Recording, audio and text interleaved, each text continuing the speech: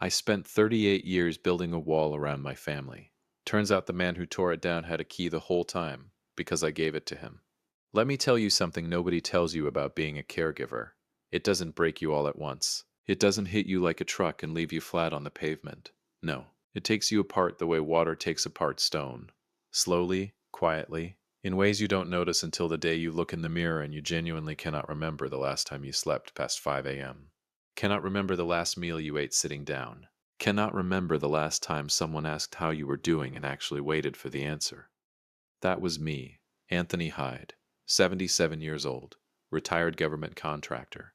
31 years of federal service, clean record, good pension, a 4-bedroom brick colonial on Elmwood Court in Myers Park, Charlotte, North Carolina, that I paid off in 2009 and was proud of every single morning I backed out of that driveway. Myers Park. In case you don't know it, old trees, wide streets, the kind of neighborhood where people still wave at each other and mean it. We moved there in 1991 when the kids were small. Lily picked the house, walked through the front door, looked at the light coming through the back windows, and said, "This is it, Anthony. This is where we raise them." 38 years of marriage. She was right about most things. I learned to stop being surprised by that somewhere around year 12. And for the last 26 months, I had been her full-time caregiver. My wife, Lily. Lily was diagnosed with early onset dementia at 64 years old, and from that day forward my entire world became her medication schedule, her appointments, her good days, and her bad days. That was my life. That was all of it. But here is what I didn't know was also happening during those same 26 months. The man I had been thanking God for every single day, the man I called my son, had been robbing me blind. And I will tell you exactly how he did it. We will get to that. But do us one quick favor. Subscribe. A lot of people watch without ever doing it, but it costs you nothing, and it means everything to us. Hit the like button while you're at it, and drop your thoughts in the comments after listening. You are going to love it here.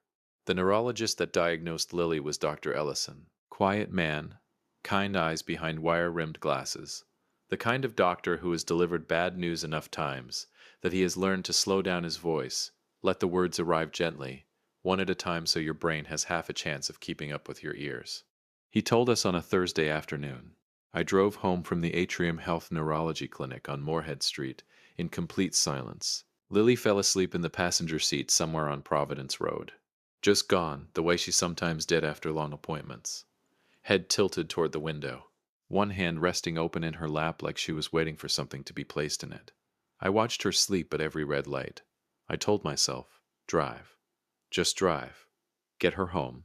Get her inside. Then fall apart. I pulled into the driveway on Elmwood Court and I sat in that car for 20 minutes. Just sat there. I thought about the retirement account. $340,000. Every dollar of it earmarked. Not for travel, not for a fishing boat, not for any of the things men my age are supposed to spend retirement money on. Every dollar was for Lily, for the memory care facility I had already quietly researched over on Carmel Road in South Charlotte, for the specific deeply private fear I had carried for years without ever saying it out loud to another living soul, that I would die before her and leave her with nothing and no one. At 77, that fear is not abstract. It is the last thought I have every single night before I close my eyes. 3 days after Dr. Ellison's office, my phone rang. My son, Christopher Hyde. Chris, Dad. His voice was warm, steady, the voice of a man who has already made up his mind. I'm coming home. You cannot do this by yourself, and that is not a conversation we're having. I'm just telling you I'm coming home. I want you to understand something about me. I am not a man who cries easily. 31 years of federal service. A father who believed tears were a character flaw and raised me accordingly. I have been to funerals, layoffs, and one very bad January in 2003 that I don't talk about, and I kept it together through all of it. I cried on that phone call. Couldn't speak properly for a full minute. Just held the phone to my ear and breathed like a man surfacing from deep water. I thought, this is the son Lily always believed he was. She had always been right about him. She had always seen something in Chris that I sometimes struggled to find. And here he was, proving her right at the exact moment it mattered most. I was so relieved I didn't sleep that night, but for an entirely different reason than usual. Now let me stop right here. because this is where I need you to pay attention. Everything I'm about to describe. Every helpful gesture, every warm moment, every time Chris showed up and made my life easier.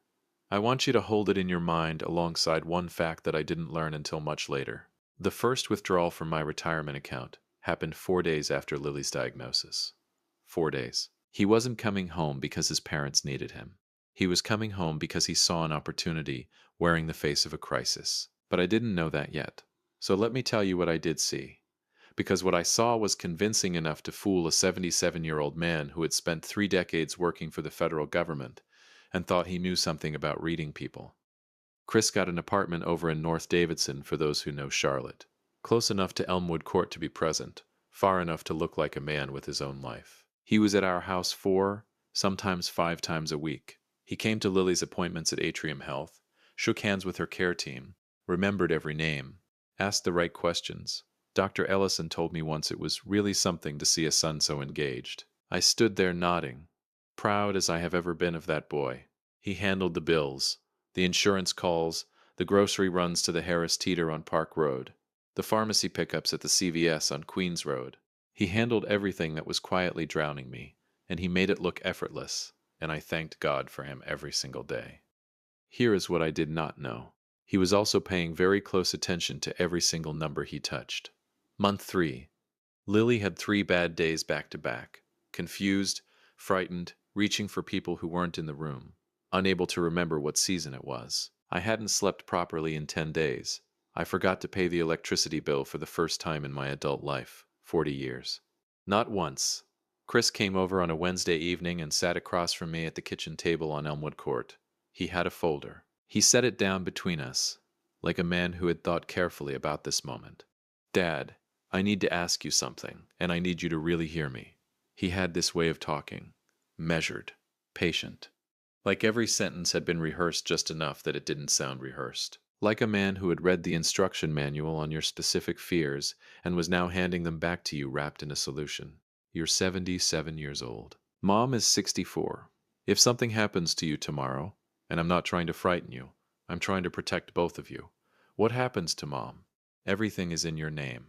Your pension is in your name. If you go first, everything freezes while lawyers sort it out and Mom is sitting in this house with nothing she can actually access during the worst moment of her life. I sat with that. Every single word landed exactly where I was most afraid, like the man had been inside my head at 3 a.m. reading my private thoughts off the wall. These are power of attorney documents, he said, opening the folder slowly. No rush, giving me time to look. It just means I can manage the financial side completely. Bills, account access, pension paperwork, while you focus entirely on Mom. You're already carrying too much, Dad. Let me be the one who carries this part. I looked at those documents. My eyes were heavy. My hands were tired. I was running on fumes and love, and the particular exhaustion that only caregivers understand. The kind that isn't just in your body, the kind that gets into your bones, into your decision-making, into the part of your brain that is supposed to slow down and read things carefully before you sign them. I signed. Chris had everything notarized the following morning at a UPS store on Central Avenue. I know because he told me. Casually. Like it was nothing. And I, God help me, slept better that night than I had in 4 months. I thought I had finally handed something heavy to someone strong enough to carry it.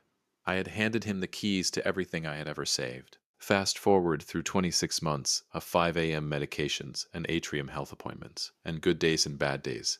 Lily laughing at something that happened in 1988 like it was yesterday morning, then not recognizing the kitchen 20 minutes later. 26 months of holding yourself together because she needs you to be held together. 26 months of calculating, in the dark, in the quiet, after she's finally asleep, how long the savings will last, whether it'll be enough, whether you'll be enough. Sunday dinner. Jenna's house in Ballantyne. My daughter, my younger child, the one who inherited her mother's eyes and her father's stubbornness in equal measure. Her husband Trevor, quiet man, works in bank compliance at a regional bank uptown. The kind of man you overlook at a party and absolutely desperately need in a crisis. Jollof rice. Fried chicken. The grandkids loud in the hallway the way grandkids are supposed to be on a Sunday evening. Lily was dressed in the blue dress I love on her, and having a decent day, warm, present, laughing genuinely at something Chris said across the table. Chris. Loud. Generous. Refilling glasses without being asked. Telling a story about a fishing trip down toward Lake Norman with the easy confidence of a man who has absolutely nothing on his conscience. And then Trevor's hand found mine under the table. He pressed his phone into my palm without looking at me. 8 words on the screen. Dad, check your retirement account right now. Then 4 more words beneath it. Then fake chest pains. Now. I looked up at Trevor. His jaw was tight. His eyes were completely still. The eyes of a man who has been waiting a long time to open a door and has finally decided the moment is right. One slow nod, the kind that means, trust me. Don't ask questions. Just trust me. I opened my banking app under the table. I had not looked at this account in months. Chris handled the finances. That was the arrangement. That was what I had agreed to. The number on the screen was $12,847. I stared at it. There had been $340,000 in that account. Every dollar of it saved across 31 years of federal service. Every dollar of it set aside for one purpose and one purpose only. Lily. $12,847. Chris was laughing at his own punchline across the table. Lily was smiling along, bless her beautiful heart, even though she had lost the thread of his story 3 sentences ago. The grandkids were running. The house smelled like Sunday. I put my hand flat against my chest. I don't feel right, I said quietly. I think I need some air. Jenna was on her feet before I finished the sentence. Concern so convincing that even Chris looked momentarily worried. She's her mother's daughter. She can perform calm the way other people breathe. Trevor helped me to the car. And Chris, my son, my blood, the man I cried with gratitude over on a phone call 26 months ago, stood in the doorway of his sister's house in Ballantyne and waved at me with his father's own face. Feel better, Dad. I'll check on you tomorrow. I sat in that car, and the first thought I had was not about myself. It was not about the money. It was about Lily. That $340,000 was her safety net. The memory care facility on Carmel Road that I had bookmarked on my phone and visited twice without telling anyone, walking the halls quietly, speaking to the staff, making sure it was good enough for her. The protection I had spent 40 years constructing around the woman I was terrified of leaving behind. Gone, and the man who took it was standing in a warm doorway in Ballantyne, North Carolina, waving goodbye like he hadn't taken a single thing. The truth doesn't arrive all at once. It comes in pieces, and each piece breaks something different in you. I want you to picture something. A 77-year-old man sitting in the passenger seat of a silver Honda Accord on a quiet Sunday evening in Ballantyne, North Carolina. Engine running. Street lights just beginning to flicker on. The sound of his grandchildren still faintly audible through the walls of his daughter's house behind him. That man is staring at $12,847 on a phone screen. And that man is very, very still. Not because he is calm. I want to be absolutely clear about that. I was not calm. I was the opposite of calm. I was the kind of still that happens when your brain receives information so catastrophic that it simply refuses to move forward until it has processed what it is looking at. Like a computer that has been handed a file it was never built to open. $12,847. 31 years of federal service. Years of packed lunches and pre-owned cars, and telling my kids no to things I probably could have said yes to, because every dollar that wasn't spent was a dollar that went into that account. For Lily. Always for Lily. Trevor pulled out of the driveway without a word. He drove us uptown, not to a hospital, not to a police station, to his office building on South Tryon Street. 7th floor. The building was empty on a Sunday evening, and our footsteps echoed in the lobby like we were walking through a church. Which in a way I suppose we were. He was about to show me something sacred and devastating, and I wasn't going to be the same man on the other side of it. If you've been listening for a while and want stories like this to keep coming, it really helps if you hit that like button and subscribe. Thank you for real. Trevor closed the door. He sat down. He looked at me the way a doctor looks at you right before he tells you something you cannot unhear. Anthony, he said. And he never called me Anthony. It was always Dad. I need you to understand that everything I'm about to show you has been verified. 3 times. I didn't come to you with a suspicion. I came to you with a case. How long have you known? I asked. 4 months. 4 months. I let that sit for a second. Didn't get angry about it. Not yet. Because the look on Trevor's face told me that those 4 months had not been comfortable ones for him either. Why did you wait? He folded his hands on the desk, because Jenna needed to be completely sure before we destroyed her brother in front of her father, and because I needed every single door closed before you knew one was open. I nodded, slow, understood completely. Then he opened the folder. He started with the withdrawals, 16 months of them, always between $3,000 and $5,000, never above $9,000, spread across irregular intervals, never the same week twice, never the same amount twice, sloppy enough to spend freely, careful enough to avoid automatic federal reporting triggers. This technique has a name, Trevor said, sliding the first document across the desk. It's called structuring, and it is a federal crime entirely separate from the fraud itself. I looked at the withdrawal receipts laid out in a timeline across his desk. 16 months of them. Neat. Documented. Damning. My son had been stealing from me with the careful, patient discipline of a professional. The same discipline I had tried to teach him his entire life. He had finally applied it to something, just not to anything good. Then the pension. Chris had used my power of attorney, the document I signed at that kitchen table on Elmwood Court, on the night I was too exhausted to read carefully, to contact my pension administrator directly. He presented the legal documentation. Everything looked legitimate because it was legitimate paperwork. He requested that my monthly pension distributions be redirected to a secondary account he controlled. The administrator processed it without question. Why would they question it? The paperwork was perfect. My son had made sure of that. I did not respond to it immediately. I just looked at the wall behind Trevor's head and did the math and felt something move through me that I don't have a clean word for. Not anger, not grief, something older and colder than both of those things. Then the statements. Chris had quietly changed the correspondence address on my retirement account to a P.O. box he had opened privately on Central Avenue. I had stopped receiving paper statements, and because Chris handled the finances, because that was our arrangement, because I trusted him completely, I had never noticed they stopped coming. I had been flying blind for over a year, and my son had been the one who turned off the lights. Then Lily's account. Trevor slid a single page across the desk, and I knew from his face before I looked at it that this one was going to be the worst one.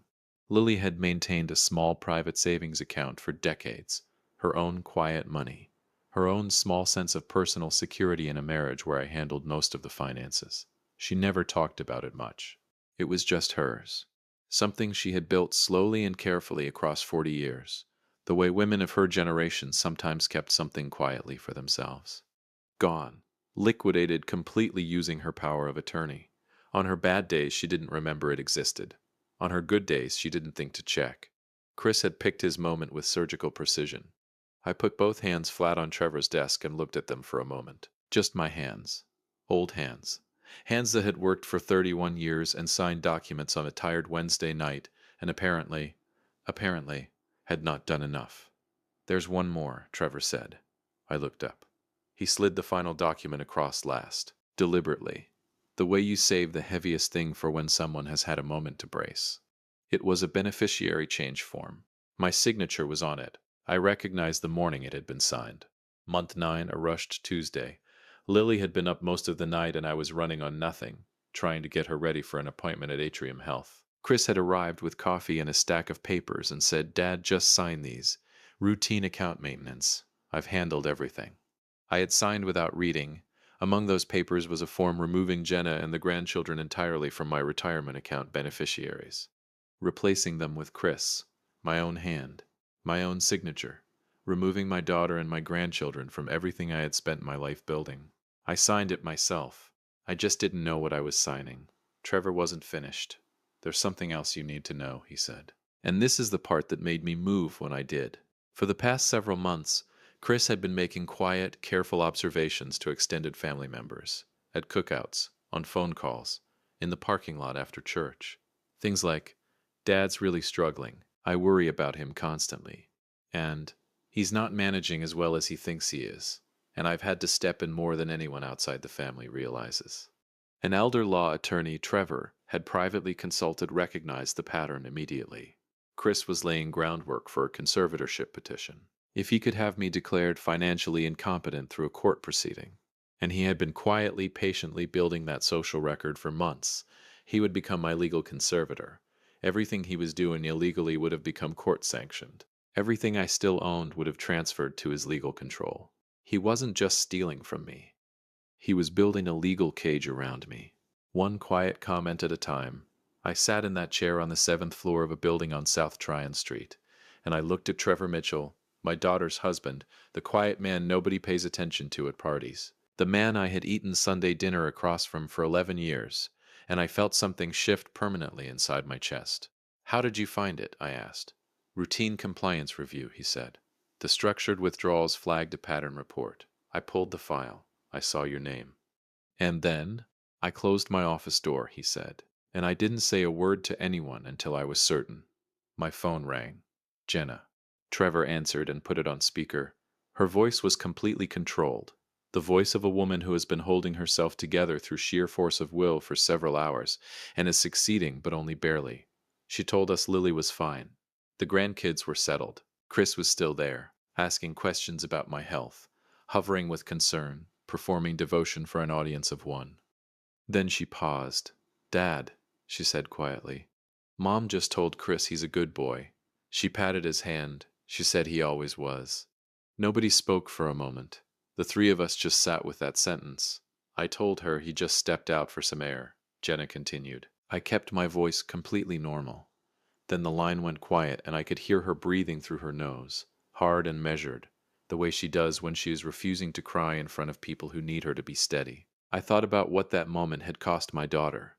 Jenna had spent her entire life defending Chris. To me, to her mother, to relatives who whispered at Thanksgiving, to her own doubts at 2 a.m. when she lay awake wondering. She had covered for him, explained him, loved him past every reason not to, because that is what she believed family meant. And he had used that love as cover, while he robbed their father of the one thing he was saving for their mother. Then Trevor said something to me, quietly, almost to himself. "What do you want to do, Anthony?" And here is the thing about being 77 years old and sitting in an empty office building on a Sunday night with $12,847 left to your name and the full weight of what just happened pressing down on every bone in your body. You have two choices. You can be loud about it. You can call your son right now and say every true and terrible thing that is currently sitting in your chest looking for a way out. You can be the fire, or you can be something quieter, something colder, something that actually helps her. I thought about Lily on Carmel Road, the memory care facility, the staff I had spoken to. I thought about what the next chapter of her life was supposed to look like, and what it would look like if I let anger make my next decision for me. I looked at Trevor. "I want every door closed before he knows one is open," I said. "Not for me, for her. I want her protected first. Everything else comes after that." Trevor nodded once. He already had a plan. Revenge is loud. Justice is quiet. I chose the one that actually helped her. There is something nobody tells you about justice. It doesn't feel the way you think it will. You spend your whole life watching movies where the good guy gets his moment, the dramatic confrontation, the speech, the satisfaction of watching the villain finally understand what they've done. You think that when your moment comes, it's going to feel like winning, like exhaling after holding your breath for a very long time. What nobody tells you is that when the moment finally arrives, when it's real, when it's your family, when the villain is your own blood, it doesn't feel like winning at all. It feels like amputation. Necessary, correct, and permanent. I drove home to Elmwood Court that Sunday night, and I sat in my driveway for the second time in 26 months. First time I sat there, I was trying to figure out how to protect Lily from a diagnosis. This time I was trying to figure out how to protect Lily from her own son. The next morning, I was on the phone with an elder law attorney, a woman named Beverly Holt whose office was over on Providence Road, 12 minutes from my house. Trevor had already called ahead. She was expecting me.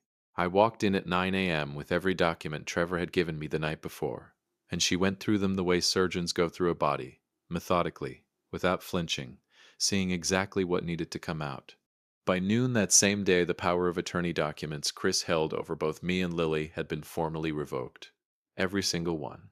Filed, processed, and effective immediately. Chris lost all legal access to both accounts before he sat down to eat his Monday lunch. He had no idea. Beverly then initiated emergency beneficiary correction proceedings with my retirement account administrator, reversing the form I had unknowingly signed on that rushed Tuesday morning the one that removed Jenna and the grandchildren from everything. My daughter and my grandchildren were restored. Chris was removed. He still had no idea. Day 2. Trevor's compliance department at the bank opened a formal internal investigation. The evidence trail Trevor had spent 4 months building was handed to the fraud team in a package so clean and complete that the senior investigator, a man named Detective Ray Caldwell from the Charlotte-Mecklenburg Financial Crimes Unit, told Trevor it was the most organized case file he had received from a private citizen in 11 years. Trevor being Trevor, he simply nodded and said thank you. Day 3. Chris came to the house on Elmwood Court. He brought food, sat with Lily while she watched her program, straightened the living room without being asked, poured me a glass of sweet tea, and asked how I was feeling after the scare at Sunday dinner. Much better, I told him. Just tired. You know how it is. You need to take care of yourself, Dad, he said. I worry about you. I looked at my son sitting across from me in my living room. I thought about $12,847. I thought about Lily's private savings account, the one she had quietly built across 40 years. Gone completely. I thought about the conservatorship groundwork he had been laying in the minds of family members for months. The cage he was building around me, one quiet comment at a time. I picked up my glass of sweet tea and I said, "You're right, son. I'm going to start paying very close attention to everything going forward." He nodded, looked satisfied he had absolutely no idea what was already in motion around him. Day 4. My daughter Jenna went to the house on Elmwood Court on a Tuesday morning while Chris thought she was at work. She moved through her childhood home with her spare key and a list of documents Beverly Holt needed. Original paperwork, files from the back office, things Chris didn't know she could access, because he had never considered that Jenna might stop defending him long enough to move against him. She told me later that she didn't allow herself to feel anything while she was inside the house. She was completely focused, and she felt nothing until she was back in her car with the documents on the passenger seat. Then she sat there for 10 minutes before she could drive. I didn't ask her what the 10 minutes felt like. I already knew. Day 6. Beverly Holt initiated emergency Medicaid planning proceedings, identifying every protective measure still available to us given the documented fraud circumstances. She found pathways I didn't know existed, legal structures that could still shield Lily's care options even with the account depleted the way it had been. The memory care facility on Carmel Road, the one I had visited twice in secret, the one I had bookmarked on my phone and prayed over in the dark, was still reachable. Lily was going to be okay. For the first time in 9 days, I exhaled all the way. Day 7. Chris came back. He stayed longer this time, asked careful questions about my health, wondered aloud whether I had thought about updating my advance directive paperwork. Just being responsible, Dad. Just thinking ahead. I looked at my son for a long, quiet moment. I almost felt sorry for him. Almost. You're absolutely right, Chris, I said. I should be thinking ahead. He smiled. He drove home. Every door around him was already closed. He just hadn't tried any of them yet. Day 9. Sunday. I called Chris in the morning. Son, I'm feeling much better. Come to Sunday dinner at the house this weekend. Bring something nice. We have a lot to be grateful for. He arrived at Elmwood Court at 6 o'clock with an expensive bottle of wine and his widest smile. The table was set carefully. Lily was in the blue dress, the one I have always loved on her. She was having a good day. Present, warm, occasionally funny in the way that used to make me fall in love with her all over again in the middle of an ordinary Tuesday. She told a story from 35 years ago that made Jenna laugh despite everything she was carrying inside her chest. Jenna, sitting at that table with her mother's laugh in her ears and 4 months of her brother's betrayal in her bones, holding it all together with nothing but love and sheer will. Trevor sat beside her, quiet, steady, unremarkable to anyone who didn't know what he had done, which was everyone at that table except me. Chris sat at the head of the table and was everything he had always performed being: charming, generous, devoted, refilling glasses, laughing at his own jokes, the golden sun at Sunday dinner like none of the last 16 months had ever happened. The food was good, the company was almost convincing, and then midway through the first course, there was a knock at the front door. I stood up. I walked to the door on Elmwood Court, my house, my floors, my 40 years, and I opened it. 2 financial crimes detectives, plain clothes, paperwork in hand, professional, calm, and completely unhurried. Detective Ray Caldwell and his partner. I had spoken to them 3 days earlier. They knew exactly where they were going, and exactly who they were there for. I heard Chris stop talking mid-sentence. I stepped aside. The detectives walked in. I watched my son's face in the moment he understood what was happening. And I want to tell you something, because this part matters. There was no guilt on his face first. Even now, even in this moment, his first instinct was not remorse. His eyes moved fast across the room, to me, to Trevor, to Jenna, to the door looking for the exit that did not exist. There was no exit. Every door was closed. Jenna stood up slowly. She had been thinking about what she wanted to say for 9 days. She had rehearsed it, revised it, stripped it down, and when the moment finally arrived, she found it was simpler than anything she had prepared. She did not raise her voice. She did not cry. "I want you to look at Mom before you leave this house, Chris." The room went quiet. Chris looked at Lily. Lily was looking back at her son with complete and total warmth. She did not fully understand what was happening around her. She thought perhaps Chris was leaving early after a lovely dinner, the way he sometimes did, and she didn't want him to go yet. She lifted her hand. She waved at him gently. "Good night, sweetheart," she said softly. "You're such a good boy. You always have been." Jenna let that sit in the room. Let it breathe. Let every person at that table feel the full weight of what Lily's disease had just done. Protected her son from ever having to watch her face change. Chris would never see his mother understand what he had done. Her dementia would carry him safely through the rest of her life with his name clean and warm in her memory. He would never have to earn that. Then Jenna spoke, quietly, directly, finally. "She will probably always believe that, Chris. Her mind will protect you from ever seeing her face change. You will never have to watch her understand what you did to this family." She didn't pause. She didn't waver. "But I understand it. Dad understands it.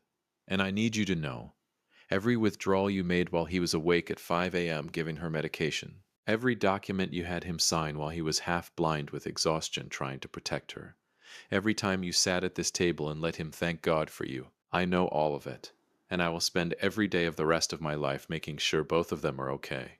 Not because I have to, because that is what loving someone actually looks like." Chris was walked out of the front door of the house on Elmwood Court, and Lily, my beautiful, warm, still present Lily, watched him go and waved cheerfully from her chair at the dinner table, believing completely and peacefully that her son was simply leaving after a lovely family dinner, the way he always did. Chris pleaded guilty. The paper trail Trevor had built was too clean and too complete for any attorney to argue against. Elder financial abuse, criminal fraud, federal structuring charges. Restitution was ordered. It comes back slowly, in pieces, the way he took it. Some of it does not come back at all. I have made my peace with that, or I am making it. Some days that's the best you can do. But Lily's care is protected. Beverly Holt and the emergency Medicaid planning she put in motion made sure of that. The memory care facility on Carmel Road, the one I visited in secret and prayed over in the dark, is now reachable. Lily will be okay. Not perfect. Not the life we planned. But okay. And okay, right now, is everything. I still think about something I have never fully understood until right now. Chris was my blood, but Trevor chose me. And when everything that should have held is broken, when the people who were supposed to love you have shown you exactly what they are, being chosen by someone who had absolutely no obligation to stay is the thing that puts you back together. Not all the way, but enough. If you enjoyed this story, join our community by hitting that like button and subscribing for more real, raw, and family-centered stories. And as always, thank you for being a part of Dad's Raw Revenge. I will see you on the next one.